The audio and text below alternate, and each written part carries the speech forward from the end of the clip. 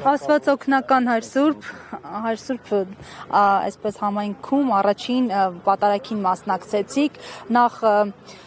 այս իրավիճակում այսպիսի հանձնառություն վերցնել, ինչ է ձեզ համար։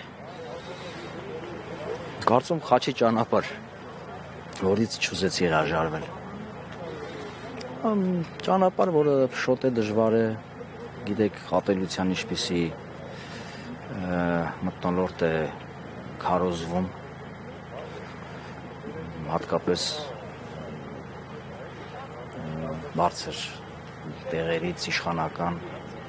միջամտություններ մեր քահանաներին ցավում են, բայց թաքնված սպառնում են,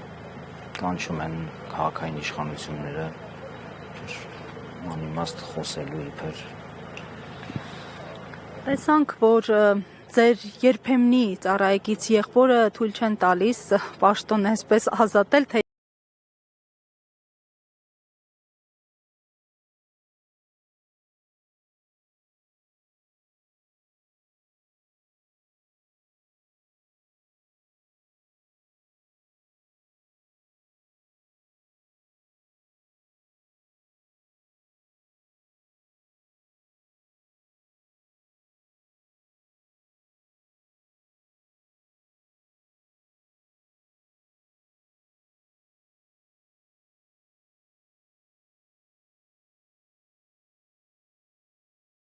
Համակարգում շատ լավ հասկանում են ինչ է կատարվում։ Մեր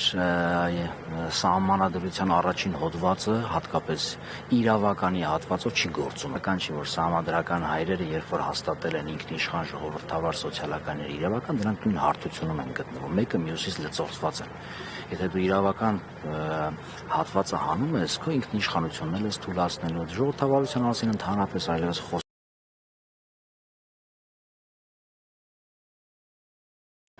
մյուս հատվածին վեհապար հայրապետի տնօրինություններ ընդունելու կամ չընդունելու։ Վեհապար հայրապետը օրինական ամենայն հայոց կաթողիկոսն է, լուսավորչի գահակալը, աթոռի գահակալը։ Եպիսկոպոսական դասի մեծամասնությունը, քահանայից դասի ջախջախիչ մեծամասնությունը ընդունում են եւ մեր բոլոր համայնքները եկեղեցիների մեծամասնությունը դա ընդունում է, այսինքն փոքրամասնությունը ուզում է ուժով, զորբայությամբ գահ գրավել, իշխանություն յուրացնել։ Դա է ամբողջ այս գործընթացի։ Ես այստեղ չեմ եկել իշխանություն յուրացնելու։ Ինձ նշանակել է համայնայից հայրապետը, որի իրավունքը ինքը ունի, ինչպես որ թեմն է հաստատել 2021 թվականին, ինչպես որ թեմի առաջնորդ են նշանակել, եպիսկոպոսության աստիճան է շնորհել, այնպես էլ իրավասության սահմաններում է ազատել եւ նոր նշանակում ան, եւ սա չի վերաբերում միայն այս թեմին։ Այսինքն մենք չենք եկել այստեղ իշխանություն յուրացնելու, մանավանդ որ յուրացնելու բան չկա, այստեղ իշխանությունը ինձ համար ծառայություն է։ Սպառնալիքներով իշխանություն գործադրել չէ ինձ համար իշխանությունը։ Եվ ես էլ կանգնած եմ ընտրության առջև, վեհապար հայրապետը տնօրինեց եւ իմ տեխնացությունն էլ այս թեմի քահանաների մեծամասնության հավանության է արժանացել, կարծեմ հենց իրենք էլ առաջարկել են։ Եվ ես չեմ փորձել դասալիկ լինել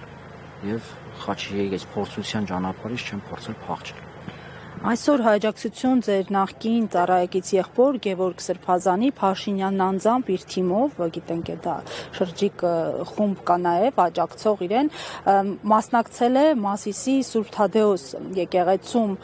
պատարագի, նախ մի փոքրիկ ճշտում հստակեցում Սուրբ Թադեոս եկեղեցին հանդիսանում է արդյոք առաջնորդանիստ եկեղեցի։ Ես գիտեմ, որ 2015-ին վեհապար հայրապետ նոծել է այդ եկեղեցին, բայց հիմա առաջնորդանիստ է թե ոչ, եւ եթե ունենալով նախադեպ Տեր այսպես նախկին Արամի Ստեփան Ասատրյանի, որն ինքն իրավչություն է կարծեք անում եւ դուրս չի գալիս եկեղեցուց, ունենանք նախադեպ, որ հենց այսպես այս մոտիվներով նաեւ սեփականաշնորեն այսպես կոչված եկեղեցին Գևորգ Սրբազանն ու իր աջակիցները ինչ պիտի անեք դուք, որտեղ եք լինելու դուք։ Կարծեմ առաջնորդանիստը արտաշատում է, բայց քանի որ շենքը դեռ սարքված չէ, ժամանակավոր Մասիսի Սուրբ Թադեուս եկեղեցում է առաջնորդանիստը։ Ես առայժմ կշրջեմ թեմում, քահանաների հետ կհանդիպեմ եկեղեցական համայնքներին, կհասկանամ, այստեղ ժողովրդի մեր հավատացյալների մասնակցությունը շատ կարևոր է եւ իրենք էլ կորոշեն, անկեղծ ասած, որովհետեւ գործադիր իշխանությունը ուժայիններին առելա ընկել է եկեղեցիները, զբաղված է ասպատակությամբ, հասկանում եք, եկեղեցին ուժային կառույց չէ, որ դիմադարձի, հետեւաբար մեր եկեղեցու հավատացյալները իրենց խոսքը կասեն։ Այսօր եւ վերջում ամփոփելով թեզեր են տարածվում, որ Փաշինյանի մեկնարկած այսպես բարենորոգչական արշավն ամենևին եկեղեցու դեմ չէ, այլ որոշ հոգեվորականների կահակալ առաջնորդի այսպես գլխավորությամբ, սա օբյեկտիվ թեզ է եւ տեսանք, որ Փաշինյանը, որ մի ժամանակ հայտարարում էր, որ ինքը գործում է որպես ընդհանրապես եկեղեցու հետևորդ, արդեն թուղթ է ստորագրում հենց ի պաշտոնը։ Ինչպես է գնահատում այդ հանգամանքը։ Ես այս հարցին կպատասխանեմ հետեւյալ պատկերով։ Այսօր Մասիսում Սուրբ Պատարագի մատուցմանը, քանի որ չեր ընչելու վեհապար հայրապետի անունի հիշատակությունների մեջ, դպիրները փոքր բոյկոտել են։ Իրենք դրանով պատասխանում են այս հարցին, որ ամբողջը արշավը եկեղեցու դեմ։ Չեք հավատում, գնացեք այդ փոքրիկներին, երեխաներին խոսեցրեք, իրենք կասեն, իրենք ավելի լավ են հասկանում։ Ամեն դեպքում երեխաները չեն լռում։ Կգա ժամանակ քարերն էլ չեն լռի, կաղաղակեն։